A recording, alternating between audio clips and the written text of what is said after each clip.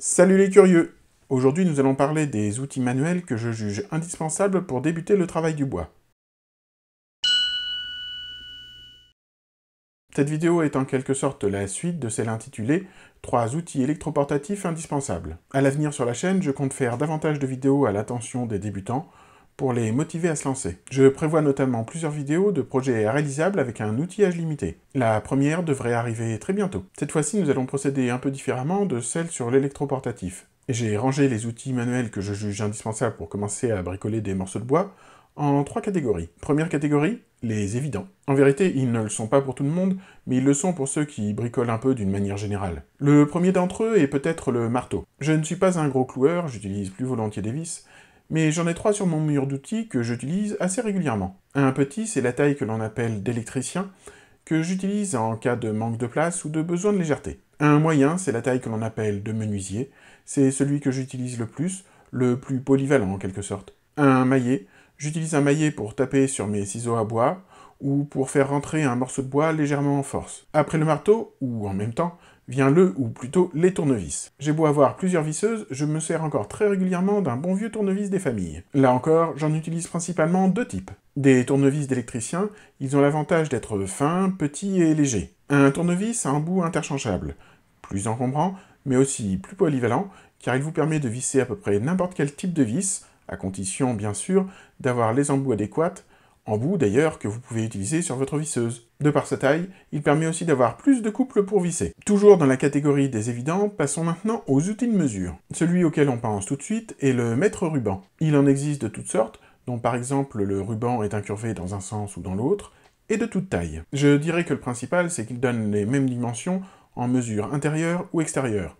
Pour rappel, c'est pour cela que l'embout des mètres rubans bouge. Et inutile d'en prendre un trop long, qui sera plus lourd. 3 mètres est une bonne taille pour un usage régulier, à la rigueur 5 mètres, mais le 8 mètres est absolument superflu pour notre usage. Deuxième outil de mesure qu'il vous faut absolument dans votre atelier ou votre boîte à outils, c'est une équerre. Il existe plusieurs types d'équerres. Les classiques, les à combinaison, celles que les Américains appellent speed square, et j'en oublie certainement. J'en ai un certain nombre, de genres et de tailles différentes, mais j'en utilise principalement 2. Elles sont toutes les 2 de type classique. L'une d'elles est une équerre premier prix d'une trentaine de centimètres, dont je me sers pour la plupart des tracés. La seconde est une équerre de précision, dont je me sers pour vérifier le réglage d'une machine, ou pour voir si 2 côtés sont bien d'équerre, justement. Pour plus d'informations sur le sujet passionnant des équerres, je vous renvoie au très bon apéroutil outils de mesure et tracé de la chaîne Atelier Passion du Bois. Et dans le premier Y'a quoi dans la boîte, je vous donne 2 méthodes pour vérifier l'exactitude d'une équerre. Pour terminer sur les outils de mesure, j'aimerais dire quelques mots à propos de la précision de ces outils. Il faut garder en tête qu'en menuiserie, on travaille avec une précision relative. Relative notamment à la précision des autres outils que l'on utilise. Avoir une équerre de très grande précision, alors que vous utilisez par ailleurs que de l'électroportatif grand public, cela risque de vous dégoûter plus qu'autre chose. Vous allez vous rendre compte à quel point votre outillage peut manquer de précision, et cela va vous énerver. Alors que remettons les choses en perspective. En tant qu'amateur, on peut produire déjà des réalisations très sympathiques sans être forcément outillé en festoule. Alors ok, les angles ne seront pas forcément à pile 90 degrés. Et sur une porte, il y aura peut-être un peu plus de jour en haut qu'en bas, à droite qu'à gauche. Mais regardez les meubles que vous avez chez vous. C'est souvent le cas, notamment sur des vieux meubles. L'important, c'est leur utilité et leur allure générale. Et ce que les autres en disent, car ils sont parfois plus objectifs que vous. Dernier outil de la classe des évidents, les serre-joints. Et on ne le répétera jamais assez, on n'a jamais assez de serre-joints. On pourrait croire que c'est une boutade, mais c'est tellement vrai. J'en utilise de plusieurs sortes. Des petites pinces de différentes tailles, pour des collages ou des serrages qui n'ont pas besoin de beaucoup de force. Des serre-joints rapides ou une main, parce qu'on peut les manipuler avec une seule main. J'en ai des petits de 15 cm et des plus grands de 30. Je les utilise pour les collages ou les serrages qui ont besoin d'un peu plus de force, ou surtout quand je suis obligé de tenir autre chose avec ma deuxième main. Dans le cas d'un collage, je les remplace parfois par des serre-joints un peu plus puissants, une fois que les pièces sont immobilisées. Des serre-joints à vis, c'est sans doute ceux que je possède en plus grand nombre, en 150 mm. Ils servent dans les collages ou les serrages qui ont besoin de beaucoup plus de force que ceux vus précédemment. Des dormants, j'en possède 7 de 60 cm.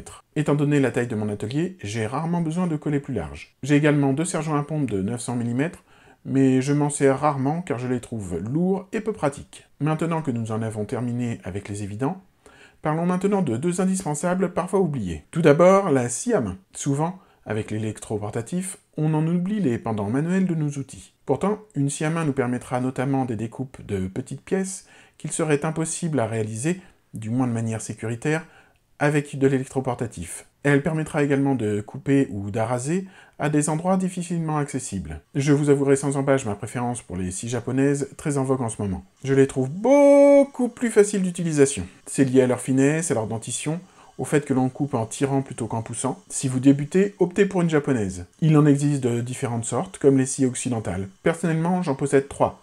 Une Ryoba, une Dozuki et une Kigi-Iki. La première est la plus polyvalente et permettra de déligner et de tronçonner. La seconde permettra des découpes de précision, type queue d'aronde, et la troisième, d'araser. Ensuite, le deuxième outil indispensable auquel on ne pense pas forcément, c'est le ciseau à bois. Le ciseau à bois permettra d'équarrir, de nettoyer un assemblage, d'enlever un peu de matière, de creuser une mortaise, d'enlever une coulure de colle, etc. Difficile de s'en passer dans l'atelier. Je vous conseillerais d'acheter un ensemble de 4 ou 5 ciseaux de largeurs différentes. Choisissez-les de bonne qualité.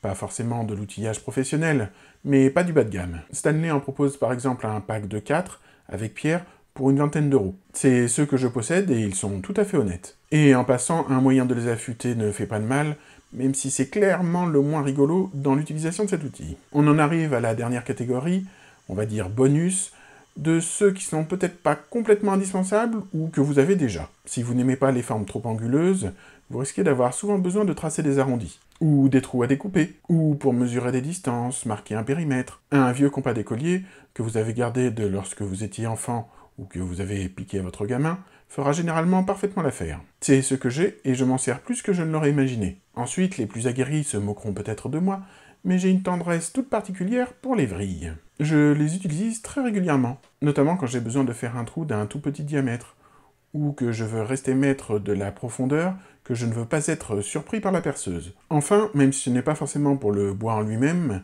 le cutter. Si vous êtes bricoleur, vous en avez forcément un. Pensez à l'avoir dans l'atelier ou dans votre caisse à outils pour le bois. On a souvent besoin d'ouvrir un emballage, de couper un morceau de carton, de tailler un crayon. D'ailleurs, pour terminer, outil bonus des outils bonus. Pensez à avoir toujours un crayon de papier avec vous. C'est à la fois un des plus indispensables, un de ceux que l'on aura le plus certainement chez nous, mais aussi celui qu'on a le plus tendance à oublier. Pour le type de crayon, à vous de voir. Le crayon de charpentier est plus solide, mais le critérium est plus fin. Et voilà, c'est terminé pour les 10, ou plutôt les 11 outils que je juge indispensables pour débuter le travail du bois. Il y a forcément une part de subjectivité, ne serait-ce que dans la manière de trier les outils par catégorie. Un autre les aurait peut-être présentés autrement, mais je crois que l'essentiel y est, et il y a déjà de quoi bricoler sérieusement des bouts de bois. C'est en tout cas ce que je mets dans ma caisse à outils lorsque je me déplace. J'ai presque hésité à ajouter un outil que je ne possède pas à ma liste, le rabot. Je n'en ai rien fait, car justement je n'en possède pas, et que jusque-là j'ai réussi à m'en passer, même si quelquefois j'ai regretté de ne pas en avoir. En fait, j'en avais acheté un à 5 € à Brico Dépôt, mais il est vite passé à la poubelle. Si j'en achète un prochainement, je pense que ce sera un rabot de la marque Rally, car j'apprécie leur simplicité d'utilisation, et il donne a priori de très bons résultats. J'espère que cette sélection permettra aux débutants et à ceux qui veulent se lancer d'y voir plus clair. Pour chacun de ces outils, vous trouverez dans la description des liens vers ceux que j'utilise ou des outils qui ont bonne réputation. Avant de vous quitter, je vous rappelle l'existence de ma page Utip pour me soutenir activement et gratuitement en regardant une publicité. Le lien est dans la description. On se retrouve très bientôt pour une nouvelle vidéo. En attendant, prenez soin de vous, portez-vous bien, et surtout n'oubliez pas, la curiosité n'est pas un vilain défaut.